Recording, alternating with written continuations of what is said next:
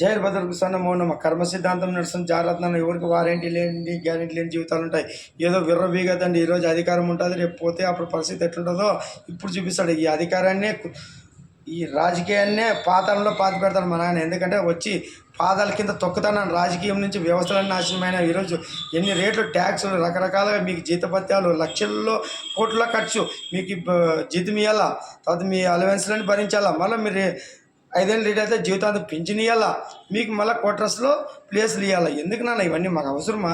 మీరు సేవ అంటే ఏముండదు. మా డబ్బులు మాతో వసూలు చేసి ముక్కిపిండి మా డబ్బులతో పని చేసి మీకు సేవ చేసినామంటే ఎట్లయితుందన్న? రకరకాల ట్యాక్సులు జేబులో జనాలతో సేకరించి మళ్ళీ మీకు పథకాల పేరు పెట్టి మీకు బొమ్మలు వేసుకునికే 1000 కోట్లు 100 కోట్లు మళ్ళీ మీ పేర్లు వేసుకుని దేవుళ్ళు అయిపోతున్నారు. అసలైన దేవుడు ఎవరు? సూర్యుడు, చంద్రుడు, ఇంద్రదేవుడు, వర్ణదేవుడు, వాయుపుత్రుడు, అగ్నిదేవుడు, అనుపడేశ్వరం, భూదేవి, గంగమ్మ. వీళ్ళు విగ్రహాలు ఎవరైనా పెట్టి పాలాభిషేకం చేసి చూసినామా? రాక్షసులు పెట్టి పూజ చేస్తారు.